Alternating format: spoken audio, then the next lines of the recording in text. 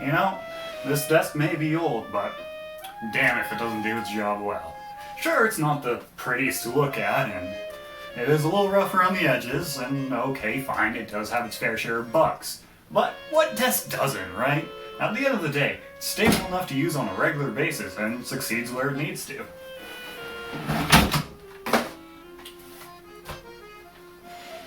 I have no idea what a metaphor is.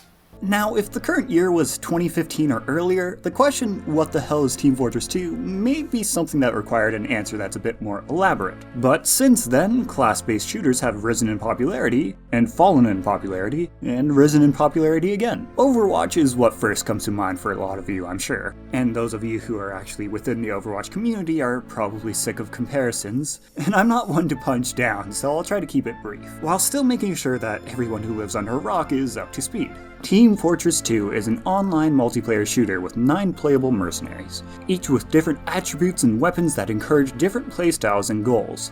Every official game mode has you fighting alongside a team against another team, typically 12 versus 12 if the lobby is full. Along with team play, you're always playing with an objective other than kills or score. You got symmetrical game modes like King of the Hill, where you have to hold a single point for a total of 3 minutes, and control points, where you have to completely capture a series of points to win in a tug-of-war kind of style. And then there's the more asymmetrical game modes, where each team is exclusively attacking or defending the point, such as the aptly named Attack Defense and Payload, where the point is a cart that moves throughout a long hallway of a map. Some things that you should keep in mind if you're approaching this video from the direction of an Overwatch fan is that none of the mercs have abilities, at least not in the same way as Overwatch. No pressing Q to nuke an area as Demo Man, and there's no pressing E to unleash an EMP as Spy. The only thing that really comes close is Medic's Ubercharge, which is 8 seconds of invulnerability for the Medic and his heal target. Oh, and speaking of Medic, he is the only healing character. Well, there's mercs that can provide a small amount of healing in a pinch, but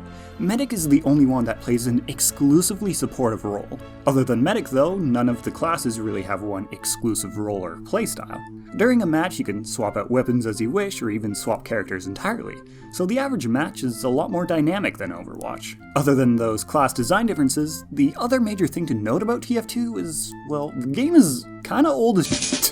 15 years this game has been standing strong, and for good reason too. I mean, really, how many online games can you name that have lasted that long? A couple of MMOs, MOBAs, and RTSs? The only thing that comes close in terms of shooters that at least I can think of is CSGO, which is also made by Valve, but even that is 5 years newer than Team Fortress. So with the age of the game, there's a couple of aspects that, while not necessarily entirely outdated, definitely have a bit of rust to them. It'll take a bit of patience to browse through this unorganized mess of a settings menu to get the game up to snuff, and a couple of Googles to realize that some settings that you're gonna want changed can only be changed through the command console. But it's stuff that you only have to deal with once. A little bit of extra love, and in return, the game will love you right back. Usually. As of recently online, I've seen a lot of talk from people not invested in the game who think that the game is somehow dying or dead. Now, I'm not necessarily surprised by this. It's been an in-joke for quite some time that the game never gets updated, but that's only half true. Here, let's pull up a timeline.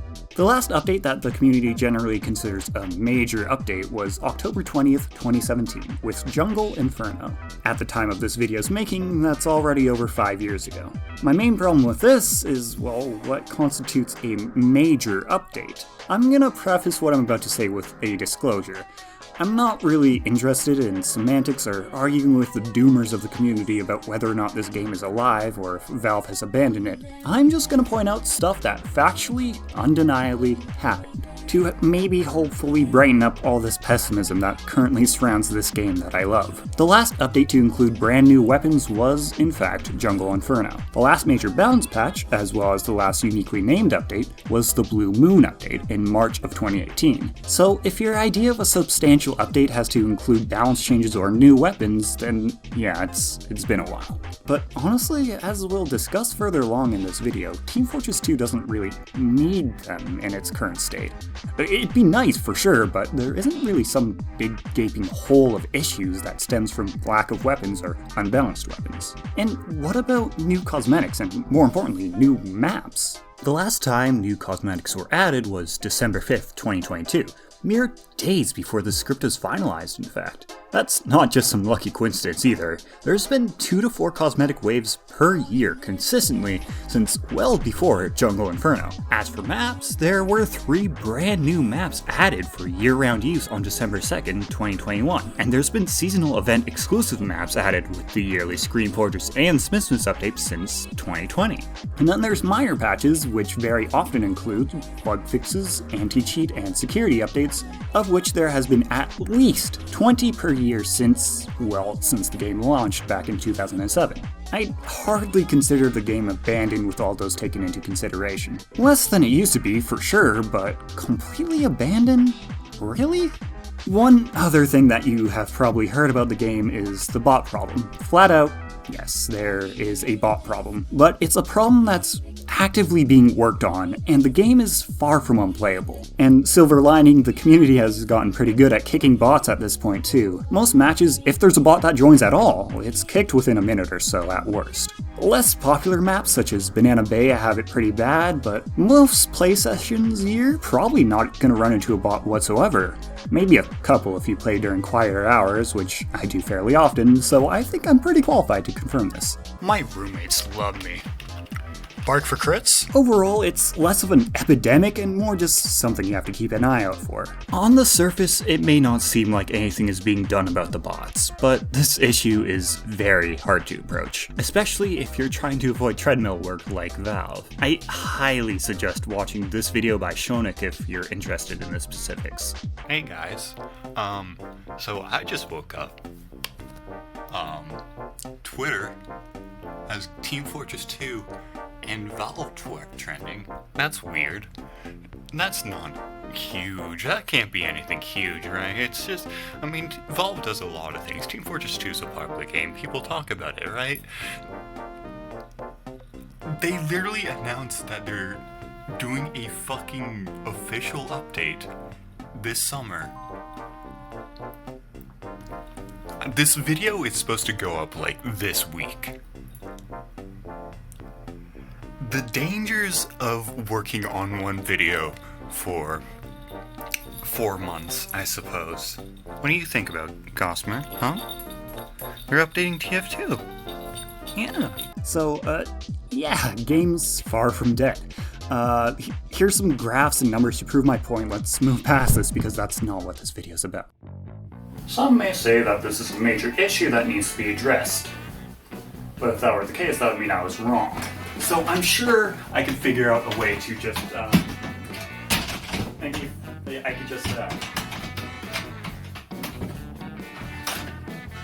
okay, well,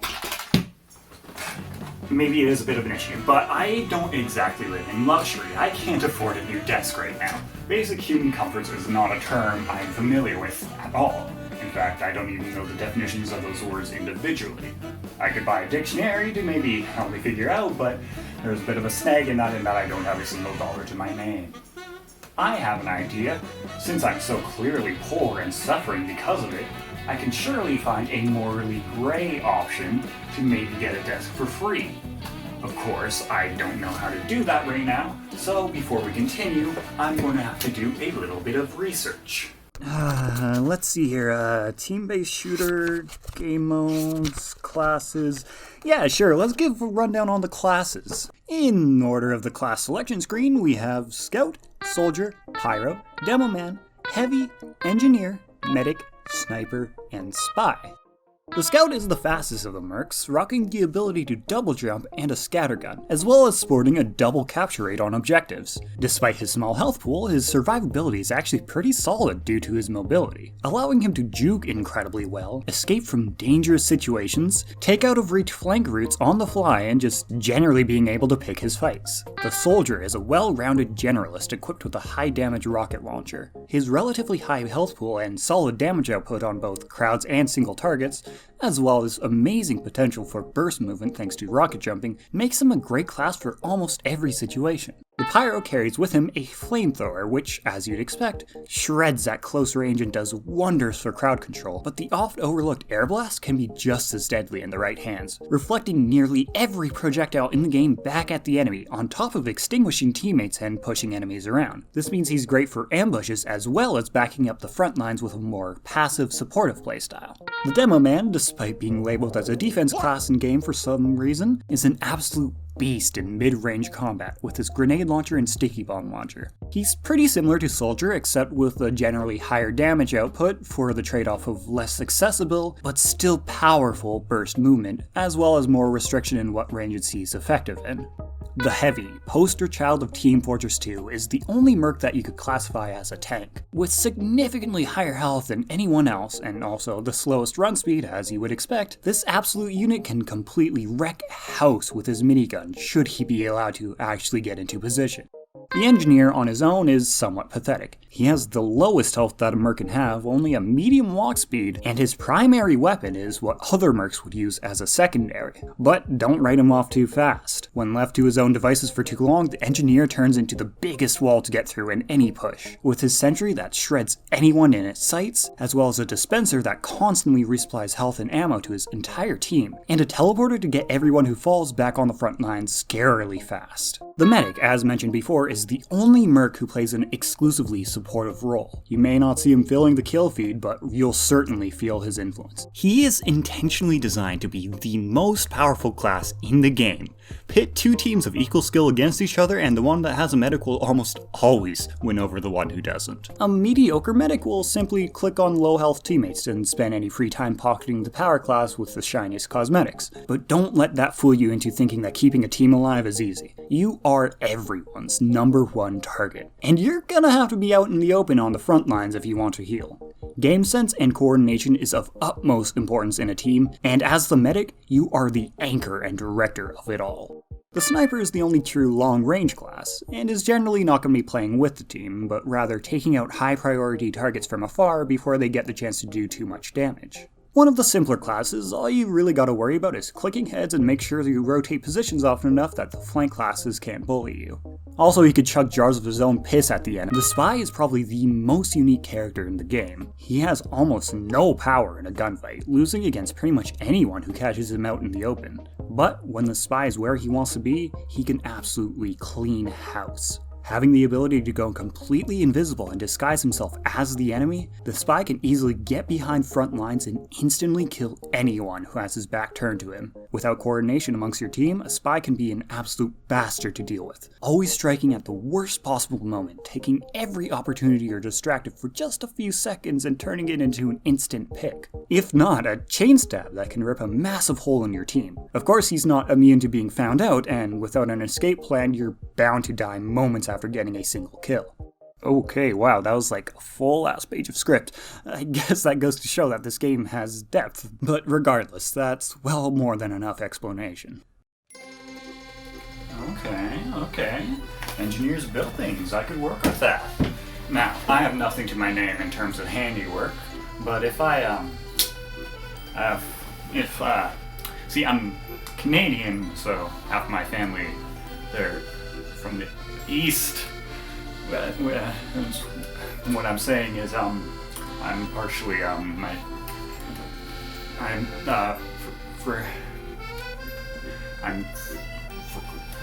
French. Meaning that I could potentially channel my inner spy and feign my way into engineering expertise, which will subvert the need to pay a professional and intentionally not support small business. A dastardly scheme indeed. Of course, to assume the artificial attire of an artificer, I'm gonna have to do some craftsmanship of my own. Finally, after probably way longer than necessary, we can start the portion that most people are here for. The penultimate question: why should you care about Team Fortress 2? I'm gonna start us off by approaching this from a more personal angle, which may not be the most efficient approach to convince you to care, but hey, some personal context will probably help develop my ideas, as well as form parasocial connections with my audience. As a kid, shooters weren't really my thing. Partially because I chugged significantly more balls than you'd expect from even a stupid tiny 7-year-old, and partially because my parents had enough awareness of the media their kids consumed to know that the games with an M on the front probably shouldn't be played by humans that still piss the bed at night. Even when I got my perpetually sweaty hands on a common saltwater fish, however, it wasn't something that really hooked me. It was fun cheesing my friends with rocket launchers in the original Black Ops, but I never really wanted to own it beyond the intense pre-high school FOMO. The story of me getting into Team Fortress 2 is a tale as old as time, however. Pre-teen to early teen, first personal computer, install TF2 because it's by Valve and it's free. Now, not only is this one of the first shooters I've had the ability to play on my own, it's also one of the first times I've played a publicly multiplayer game. I distinctly remember apologizing in chat in a bot match that was part of the tutorial because I accidentally pressed E, and I thought they were real people and would be annoyed at me. Needless to say, I was complete shit at the game. And this was an era where I didn't like games that I couldn't win in. I think what kept me going, however, was the focus not on the killing, but on the objective. Keep in mind this was 2016, objective-based shooters were just barely starting to become mainstream, so it didn't matter if I couldn't aim for shit or get frags, I could just pick pyro, rush the point, and hold M1 at anyone in my way. Flash forward 6 whole years, and what do we have today? Perhaps a TF2 competitive god? Someone who frequents every shooter available? Well, no, not really at all. I still don't really engage with multiplayer games, especially shooters. TF2 wasn't a gateway drug for me by any means. Don't get me wrong, I will occasionally try out a new game with friends. Overwatch, Apex Legends, Fall Guys. I've had my fun with those, and many more, but none of them really had staying power for me. I get a few wins, and I feel done with them. An exception to this that some of you may know is Dead by Daylight, the subject of the last video in this series, but even that has kinda fallen off for me. Its unique goals and gameplay loop has gotten stale at this point.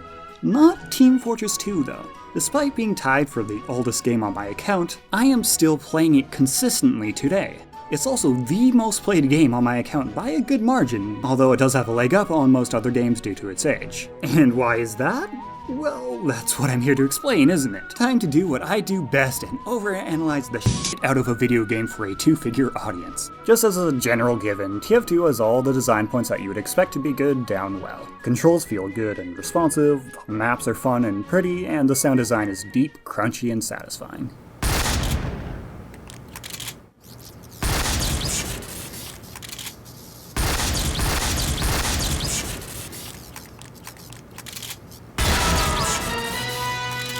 You just ain't doing it right. Okay, well, some of the older maps kinda absolutely blow chunks, but that's less than a fifth of the already insanely big map pool. Just want to get those out of the way quick and easy at the start of all this because they're just stuff that you can already trust will be good without in-detail analysis. Plus, I don't think I'd be able to talk about them in an interesting way anyways. What I can talk about at length, however, are TF2's general design choices and mechanics. First off, you may notice that there's very few fully automatic guns in this game. Borrowed observation from Lazy Purple, TF2's weapons tend to follow a hit or miss design philosophy, in that with every click of the fire button, you either hit, doing a huge chunk of damage, or you miss entirely. The classic and ever-present game design tool of risk versus reward is built directly into every weapon and every shot that you make. Each shot you take is a full commitment, a strike off of your list of available chances you have to get a kill. You will always get snappy, satisfying, and immediate feedback for every single shot you take. None of that dwindling, slow trickling of damage from SMGs and ARs. You either hit that meat shot, taking off over half the enemy's health, or you miss entirely and have to try again from scratch. All of this means that every single hit that you land feels good. You're getting those spikes of dopamine not just when your enemies go down, but every single time you take any step towards the end goal, whether you're victorious or not. In platformers, it is of utmost importance to make the act of moving your character around fun, just as how in shooters, making the act of landing your shots fun is imperative to maintaining your player's attention. Possibly the next most important thing, especially in multiplayer games, is player expression. You ever wonder why so many games can sell skins for $15 a piece? It's because humans like playing dress up with their favorite characters to form a more personal attachment to them. And in that regard, Team Fortress 2 is actually one of the pioneers of the industry. They went free to play way back in 2011, and they've been poking fun at themselves over the excessive amount of cosmetics since 2010, which is the same year that they introduced loot boxes. As of writing this script, there are over 1,700 cosmetics available. So you bet your ass you can make your pyro drip more than hydrophobic schizophrenic reasonably ever should. Oh, and just for the record, the name came first, not the loadout. Now, at this point, I've probably lost some of your faith by hyping up the existence of loot boxes and hats, but that's not really the intention here, more so just a history lesson. See, visual player expression is absolutely dwarfed by the much more important gameplay expression. And you bet your fine ass that Team Fortress 2 has got you covered there as well. There's approximately 170 unique items in the game spread across the 9 classes, and there are usually 3, sometimes 4 weapon slots. The soldier alone has 630 unique possible loadouts that he could run. But we can play the numbers game all day to no effect, because what really matters here is how tangibly different the options are. Back when the game first came out, every class had exactly one loadout they could use, which would later become known as stock. Since the very beginning of alternate weapons in TF2, the design philosophy was to make all the items alternatives to stock, meaning they should never just be plain better. Stock acts as the baseline, the most overall reliable and generally applicable option, while any other weapons would be specialized. Better in some specific situations, but generally worse overall. They didn't always succeed at this goal, but as far as health and longevity of a game goes, it's a really good mindset to have. There are weapons that are much simpler, such as the stock grenade launcher versus the iron bomber. There's no clear superior or inferior option between the two, and it's pretty much entirely up to personal choice. Then there's the much less simple weapons, like the loose cannon. Compared to the stock grenade launcher, the grenades, or rather cannonballs from the loose cannon, will not explode on impact, always waiting exactly 1 second to explode. When colliding with an enemy, they'll instead do 50 damage and knock them into the air, which is great for throwing movement classes off path, disorienting grounded opponents who don't see it coming, and yeeting people off cliffs. If hitting them directly isn't on the table, how about you use the loose cannon's unique ability to cook grenades before firing them? Sure, the explosion only does 60 damage compared to stock's 100, but who cares when you don't even have to aim to achieve it? As you might expect though, cooking the grenades for too long will have them blow up in your face, which, holy shit, new movement option unlocked! You now have access to insane burst mobility at literally any time as long as you have your primary weapon out. Now, Demo is no stranger to launching himself with his own explosions, but the loose cannon has something that stickies don't. The ability to be used without any sort of setup, making it significantly easier to utilize in almost every situation, including mid-air. Plus, the explosion will always spawn in the same place relative to your camera, making it super consistent and easy to get a hang of. So yeah, if you don't believe me about TF2's weapons being fun at this point, well, wait, hold on, I think I'm forgetting about something. Something important. Something that has like a cult-like appreciation amongst the TF2 community. What was it? Yes, the double donk. See, normally, the loose cannon's damage output is pretty pathetic compared to stock, but recall how I said that both the direct collision and the explosion deals damage. There's not exactly any restrictions in place that make it so you can't double dip and hit both. And in fact, if you do this, the explosion will be a mini crit, meaning 35% extra damage and no damage fall. So if you cook your grenades just right so it explodes right after hitting someone, you can kill light classes in one hit. Seriously, the weapons in this game can be absolutely bonkers. Or maybe I should say donkers?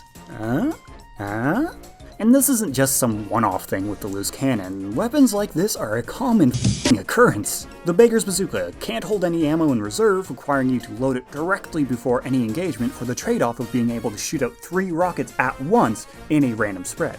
The Holiday Punch doesn't do any damage on critical hits, rather forcing your opponent into a taunt even when they're invulnerable, leaving you around 3 seconds to do anything you want to them, including insta-killing them using the built-in figure gun taunt. Oh yeah, this game has taunts that can kill, don't worry about it too much. The Eureka effect not only halves the build and upgrade cost of teleporters, but also allows the engineer to teleport to spawn or his teleporter exit from anywhere on the map, even if his teleporter entrance isn't active yet. The scout has a spiked bat that he could use to hit himself in the face and bleed himself out. Are you not entertained? You have to be one miserable motherfucker to not find at least one playstyle that you don't find fun. To this day, I am still constantly discovering new weapon combinations that make for a brand new way to play the game. Oh yeah, weapon combos. I've only talked about how certain items act on their own. Throw on a certain combination of weapons and you can completely change how a class is played.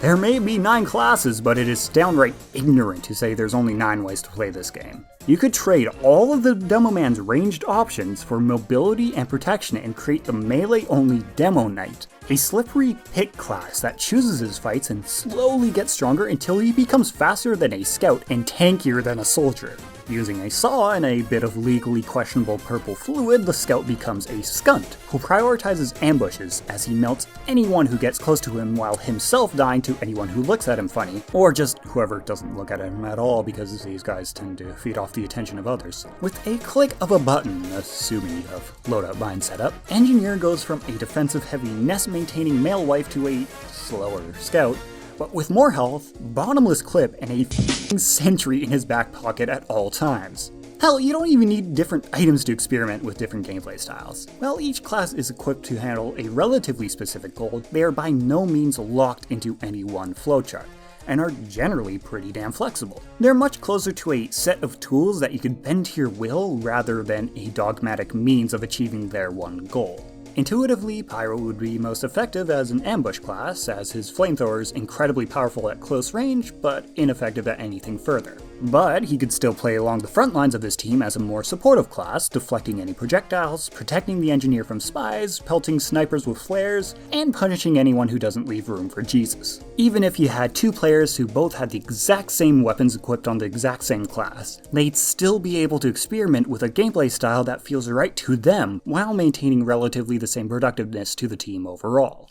And you want to know what the arguable best part of all of this is? Unless you're playing Engineer or have a single very specific weapon on Medic, there is never any punishment or cost to swapping loadouts or even classes in between lives. You can even go back to your spawn room at any time during a life to switch things up. So if a certain playstyle isn't working out for you, or you realize that your team composition is kinda shit, or even if you just feel like trying out something new, you can metamorphosize into something new and beautiful in its own way at any time. Because your class and loadout is so non-committal, experimentation is not punished beyond the results of the lives where you're actively f***ing around and finding out. Or say you have a strategy that was working well, but the state of the game changed, and so suddenly aren't doing so hot, you can always adapt to what your opponents are doing or where the front lines are on the map. In fact, most game modes have a dynamic frontline as the objective changes positions or states. In Payload and Attack Defense, the objective, and therefore the map surrounding it, changes as it's being captured, while in Capture Points, King of the Hill and Capture the Flag, whether your team is attacking or defending can change on a dime, and the front lines can realistically be anywhere on the map as one team pushes forward or falls back in accordance to who wins team fights. Adapting isn't just possible, but outright encouraged, making the average match feel really fluid, diverse, and unique to other matches even on the same map and as the same class. As an example, the average game of Upward will look something adjacent to this for me. Let's say I start on offense. I'll generally start as Engineer, assuming my team has no more than 2 other Engineers, playing the objective until we lose momentum and Red starts holding their ground, creating a solid front line. If it's before the first point, I'll probably go Pyro, maybe Demo Man or Scout, and try to play around the flanks. Starting at first, I'll choose Pyro if I'm not already playing him, sticking to the objective unless I feel like going for a cheeky environmental kill on the right flank. Right up until the final choke where I'll likely go Demo Man or Soldier unless there's no medic, in which I will swap to, well, medic. Swapping to defense, I'll either go Pyro, Demo, or Sniper, depending on how I feel, holding on top of or right behind the hills until around first, where I'll play a flanking soldier in an attempt to slow their momentum in this attacker-favored stretch. Once Blue has established themselves in the tunnel between first and second, I'll change to Pyro, playing around the mouth of the tunnel or around the flanks. Once it gets to this uphill section right before third, I'll swap to Demo if Blue is bunching up near the payload, or I'll stay Pyro if they're playing more spread out around the flanks. And that pattern continues right up until the final push, except with an added chance that I go Sniper or Soldier again instead of Demo. And this is by no means set in stone either, it's just what I've been tending to do as of recent. How and who I play tends to shift over time because, well, if there's one thing about me that you can be sure of, it's that I put variety as a lifestyle on a pedestal, which you can see in my hobbies, music taste, Steam library, and within the very few games that have breached the 200-hour mark during my lifetime. Now, if I did my job well with this, which I did, I'm a fucking living god, then donning this dapper disguise will make me indistinguishable from the common household engineer to my enemies. Now, I know you're all thinking how illogical it is that someone as amazing as I would have haters, but you don't reach 114 subscribers without making a few enemies. That's just something that you peasants won't ever truly understand.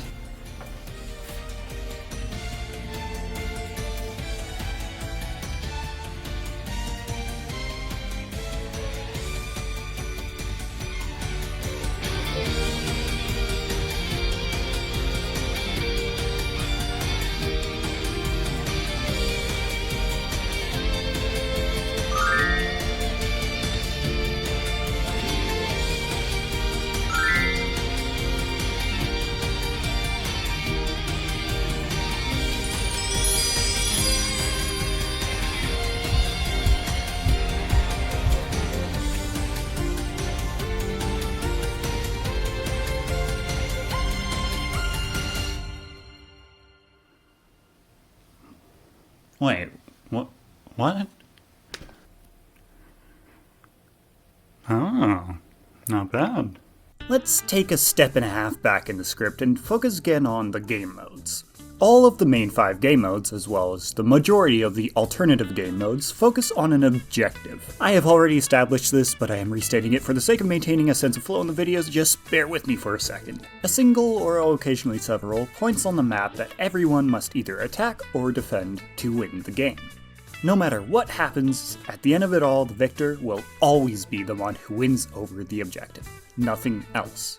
Technically speaking, not a single death has to happen for a winner to be determined.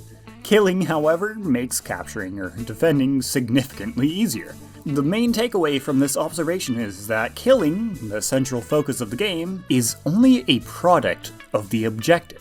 The great thing about that is that it allows for a much wider range of creative map and item designs, since there's more to consider over the course of an entire match than just how effective the players are at killing each other.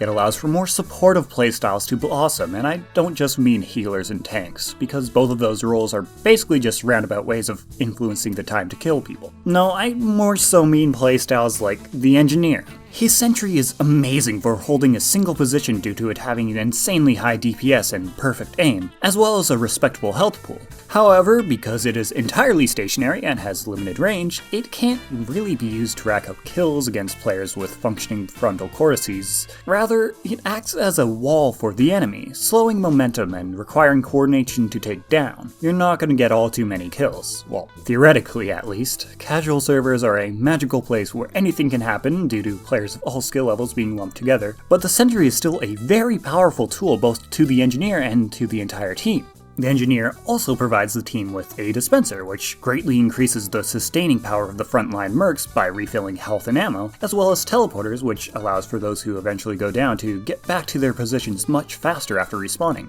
If killing were the end-all be-all, there would be no real reason to have the engineer on your team. Area denial has no weight when navigating the map is just a means to find someone to fight, and the same logic applies to teleporters. Dispensers are also outclassed in most situations by medics since they're stationary and require time to set up and reach their full potential. You can actually see evidence of this in-game by just loading up a match of 2 for it, which is basically the game's dedicated everlasting team deathmatch map because of how hard capturing the flag is and a complete lack of timer. 7 times out of 9, any engineers in the server will place their sentries either here or here. Both positions covering the entirety of a room that any potential capturers have to pass through to get to and from the flag. The engineers will then either go basically AFK right next to their sentries, or start digging around right outside of their spawn or in the center of the map, because they've reached the limit of what their class can do in this situation. Their sentries only really act as a deterrent for any new players that haven't yet gotten the memo that no one plays 2-4 to actually capture the flag, or to spawn campers. The kills that they do get are few and far between, and their support tools are basically useless, as any position that's far enough from spawn that their teleporter exits and dispensers could be effective in is going to be patrolled often by the enemy, meaning that keeping them up is just a war of attrition that you fight from the losing side. This is one of the more extreme examples of how an objective other than killing influences design, but it also applies to smaller things too. For example, if your only goal was to frag, why would you ever choose the stock flamethrower over its alternatives? Every single alternative flamethrower provides more offensive capability, with the trade-off of less sustainable support if not removing support tools entirely. The immense variety and dynamicness of the game simply wouldn't be possible if the matches weren't structured around objectives. There's other benefits to the structure as well, in that it gives a lesser skilled players a lot more capacity to be useful to the team. Even if you can't frag or really aim at all, you could still act as a deterrent by spamming into chokes or flanks, or hanging back behind the front lines and supporting your team by playing medic, engineer, or pybro. Another consequence of capture point centric matches is how the maps bend to follow that will. A map isn't just a series of interconnected rooms that serve as arenas to have scraps in, but rather a dynamic environment with multiple intertwining and layered paths that direct the team in certain directions, almost always with multiple angles of attack, each with their own advantages and disadvantages, providing options for different strategies and/or giving each class role their own area of play, without restricting anyone to stagnation. With payload maps in particular, which happen to be my favorite, different stretches of the track tend to favor one team more than the other, oscillating back and forth. Take this diagram of battle order that I made, for example. Which team has the innate advantage changes pretty frequently. On relatively even teams, this means that there will be a satisfying back and forth feel, where you have to gather your team for one big push to get through that rough spot. Then you make a decent chunk of progress before your momentum wears off and defense gets tighter again. No one team is going to have the advantage for too long, creating a more fair-feeling gameplay loop that makes steamrolls less common. Every match, you'll have those moments where you'll feel the gratification of winning more, as well as the satisfaction of overcoming tough spots, and, you know, the fun of a fair match. The way elevation is used in Battle Order is quite interesting as well, and shows off another side of how each match feels fair. Before the last 2 points, this high ground is easily accessible by the defending side due to the staircase placement being closer to red spawn and also being behind front lines.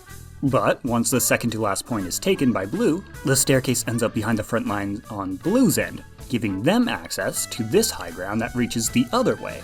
This high ground also serves as a safer, less exposed path into the flank routes on both ends. However, there's a little mechanic in the game that subverts staircases entirely. Something that's a little important to games, something that Team Fortress 2 gets quite a bit of praise for.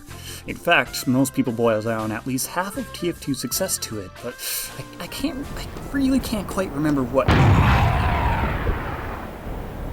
It's the movement. It's the movement. And I'm not really talking about just walking around, that'd just be a waste of vocal cord vibrations. What I'm really talking about is, well, come on, you've seen me do it already, explosive jumping. And, well, whatever Scout has going on too, I guess. So, more accurately, movement mechanics as resources with trade-offs, as well as skills to be developed. Almost anything that explodes in this game deals some knockback, and most explosives also hurt the one firing them, so it stands to reason that you could blow yourself up to launch yourself. This absolutely surface level style of jumping on its own opens up tons of shortcuts and brand new paths within the environment, all for the low cost of, well, either an immediate cost with health or vulnerability, or reducing one of your main weapon's offensive capabilities to that of a damp sponge. But hey, it can be plenty worth it, especially if you have a source of healing nearby. A quick blast jump can let you gather a bit of intel on the enemy team if they have the high ground, or just a wall to hide behind. You could try to jump towards the back end of the enemy team to bomb the support classes, or you could just use it to get out of a sticky situation in a flash, such as an uber push, running into way more enemies than you were expecting, or just being caught out in a disadvantageous position while trying to attain resources.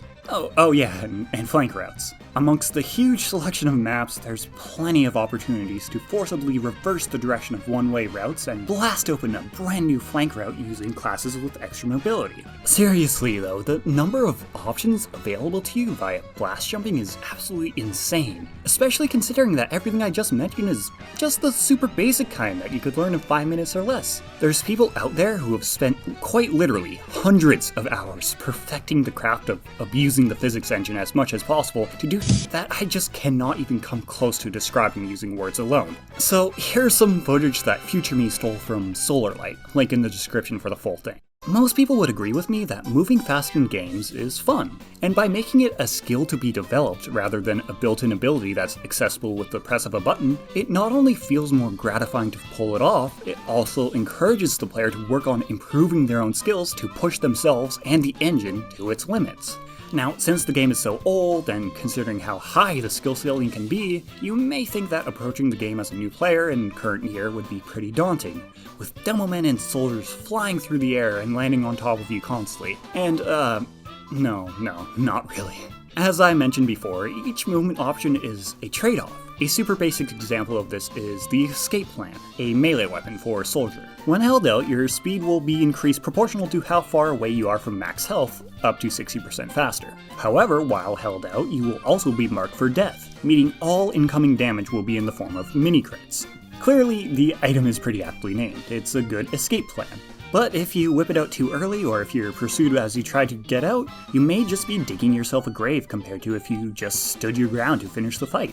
Equipping it doesn't immediately make you stronger than someone without it, rather it just increases your available options. Nearly all form of advanced movement act the same way, increasing the number of options you have, but always with some sort of trade-off. A new player is not going to be lost in the dust because they haven't unlocked their true movement potential.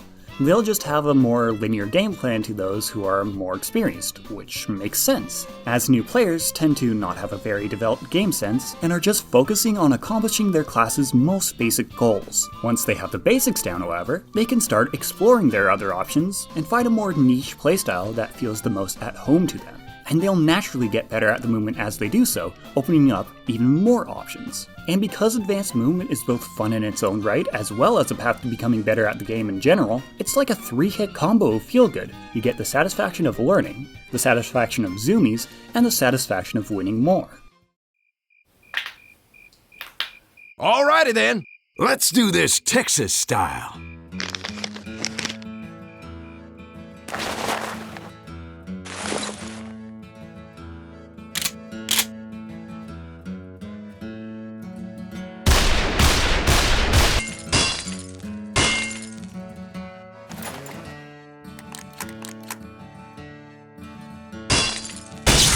Well, I guess that'll do. Wait, I'm starting to think that this isn't nearly as illegal as I initially thought. Isn't this just DIY? Oh, god damn it, that means I'm just bettering myself as a person and learning new skills. God. In preparation for this video, I did a little bit of research in the field, asking Discord users of both my own server and a couple of bigger public servers what keeps them coming back to Team Fortress 2. The results were kind of surprising to me, although making complete sense in retrospect. At this point, I've talked your ears off about why, mechanically, TF2 is an amazing game that can and has lasted generations. But the number one reason why people keep playing is something I haven't even touched on once so far. Something that extends beyond just the game itself, but is arguably just as, if not more important, the community. More specifically, how friendly, casual, and fun the community always is. Now, I'm no sociologist. In fact, interpersonal relationships are something that I struggle with quite heavily. I mean, come on, I'm a NEET who spends all their time either playing video games or talking about them on the internet. Yes, this is really my recording setup. I don't know exactly why the TF2 community is as good as it is. All I can do is point out some design choices that may contribute to it. If you haven't noticed it already, TF2 is a pretty goofy and casual game, all things considered. You could beat someone to death with a fish, have someone else throw a jar of piss at you and then laugh at you, and then you explode out of shame within the span of a few seconds. From the cosmetics to the art style to the taunts to the in-game voice lines, nothing really takes itself too seriously. Almost every single interaction you're gonna have in this game is either fun or funny, or both. Take this clip, for example. I approach the enemy via the flank so I can maybe take someone out from behind while they're focused on the main choke. I find a heavy, which isn't a great matchup for my skill level, but with my milk and the element of surprise, I think I can manage to come out on top. However, he moves up to the roof and I could hear a sentry lock onto me, so I start to retreat, hoping to bait him into following. But a different heavy sees me instead and tries to pursue. At this point, I probably still could have escaped, but I chose to stand my ground and really focus on making my movement tricky to make up for the fact that I don't have my milk as a safety net. I managed to juke him enough to see visible confusion, and I take this opportunity to try to escape as my brain finally realizes this is not a fight I can win. But alas, he mows me down and my ragdoll flies perfectly through this window, face planting against the wall and the camera. Comedy f***ing gold, I swear.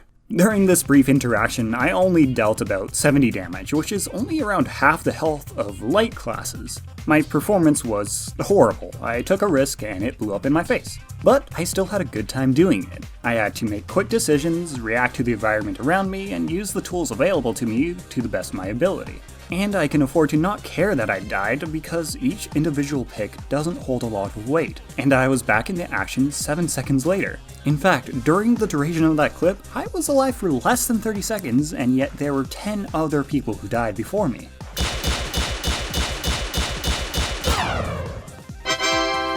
Combat is fun and fast without being super important. You can kinda just do whatever you want. Winning and losing isn't specifically rewarded or punished beyond the satisfaction of winning, and it is incredibly rare for an entire team to suffer just because you have a couple of doofuses who want to try stupid strategies or are just new to the game. TF2 doesn't really push you to do anything beyond what you find is fun. If you want to walk around as heavy with your fists out, not attacking anyone, not only will everyone respect it, you might even get someone to join you. Nearly everyone is down for bullshit in this game. Sometimes matches even just stop entirely because everyone decided to goof off. The game is only as serious as you want to take it, since there isn't a push to try your hardest outside the glory of victory. This might be a little bit jarring to say, but you don't even really have to play with your team in a game called Team Fortress. Don't get me wrong, teamwork is definitely effective and fun, but the game's not just gonna fall apart if no one is coordinating a lot of the time, because, well, it's a 12v12 game with complete strangers. The chances that everyone is coordinating and playing as effectively as possible is slim to none. On top of that, there's quite a few classes and playstyles that are actually equally or more effective if they just do their own thing, ignoring their team. On the opposite side of the same coin, there's ways to play with your team without any sort of coordination. It's kinda hard to describe, but you can influence how your team behaves or react to how your team is playing as an individual to force some sort of coordination without anyone actively trying to achieve it. A couple of examples. If you're playing Medic and you pop an Uber on a power class when you have a few other people around you, chances are you're going to get people to start pushing forward. As an engineer, you can influence which direction your team attacks from using your teleporter exit. And on the more reactive side, as Pyro, which melee I bring almost entirely depends on what my team is doing. But hey, let's say that competitive play is really important to you. What then? I talked a lot about the wide array of options that you can do, but what should you do if you really want to win? Well, whatever you want, really. Seriously, like, this game, at least at the top end, is actually really well balanced. There's a healthy amount of bad weapons at the bottom end, but very rarely is there one singular strategy or item that comes out on top as the best option. Here's a list of every item Soldier has at his disposal. Now I will strike off all weapons that aren't viable in a casual setting. Now I'll do the same for what's unviable in a serious, competitive setting where everyone knows what they're doing and wants to win, where every little advantage you could get counts. Yeah, you may notice there's still quite a wide selection to indulge in. And honestly, half of the ones I just crossed off you could still make work in a competitive environment. They just usually get outclassed.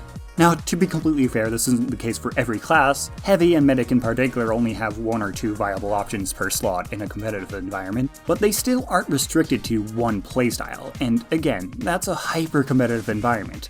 In most casual lobbies, you can make any, and I really mean any, dumb bullshit strategy work. Through and through, Team Fortress 2 is a game that encourages just doing whatever you think would be fun. That just so happens to host a deceptive amount of depth behind it, so you could play the game for 10 years straight and still consistently find new ways to play or skills to improve.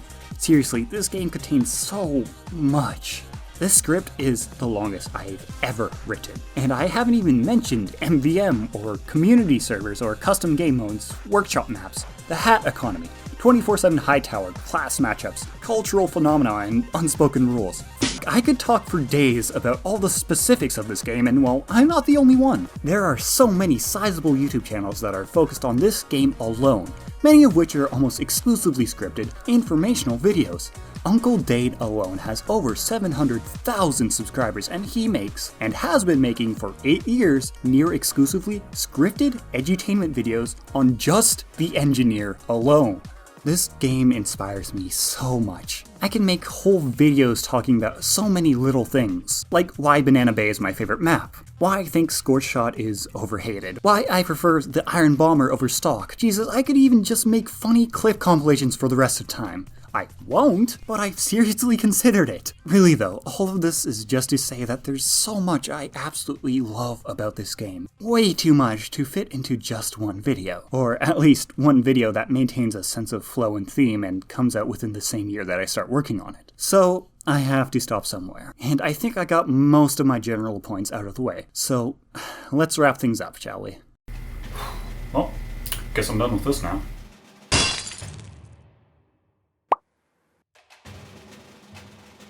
Jesus Christ, how am I supposed to sit at this? Well, at least the drawer's fixed.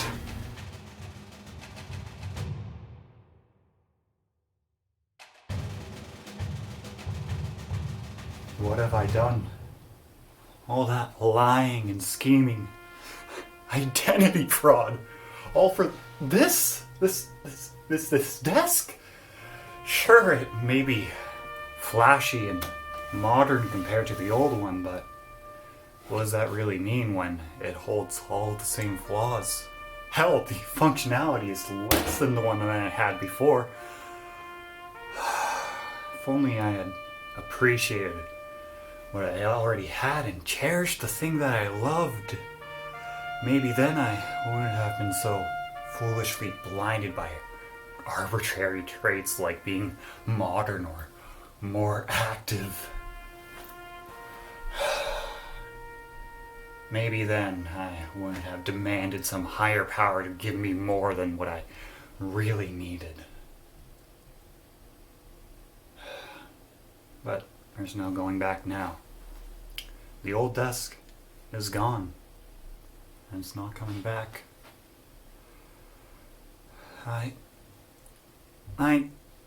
Jesus f***ing Christ, the diesel fumes from this disguise are messing with my mentals. What the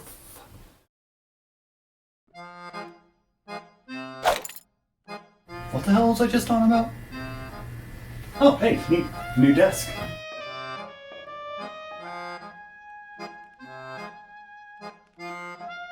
Team Fortress 2 is an ass-old game. To pretend that it's flawless would just be ignorant of me. The tutorial is lackluster and built for a different era. The default settings are astoundingly out of date. The item drop system needlessly gatekeeps newer players from accessing the playstyles that interest them until the item servers randomly decide to give them what they want. There's a bit of a bot problem, and there's mechanics like random bullet spread and random critical hits that hold no positive reasoning for being on official servers. But at the end of the day, regardless of any issues, no online game lasts for over 15 years without good reason. The groundwork laid down and iterated upon by Valve over the years has built up to be such a creative, innovative, and fun piece of virtual art with a community whose passion and dedication knows no bounds. For every crack this game shows as it ages comes hundreds of good-hearted and loving fans ready to do everything in their power to help seal it up. The solutions are by no means perfect, but with just a little bit of effort from the user, I genuinely believe that Team Fortress 2 easily has the capacity to last at least another 15 years. The sheer capacity for discovery, self-improvement, and just honest-to-God silliness that this game contains is unmatched by anything that has been on the market in the past, present, and quite realistically, the future as well. Team Fortress 2, at least to me, truly is the most fun you could have online. And that model is sustainable over years of regular play. So please, give it a shot.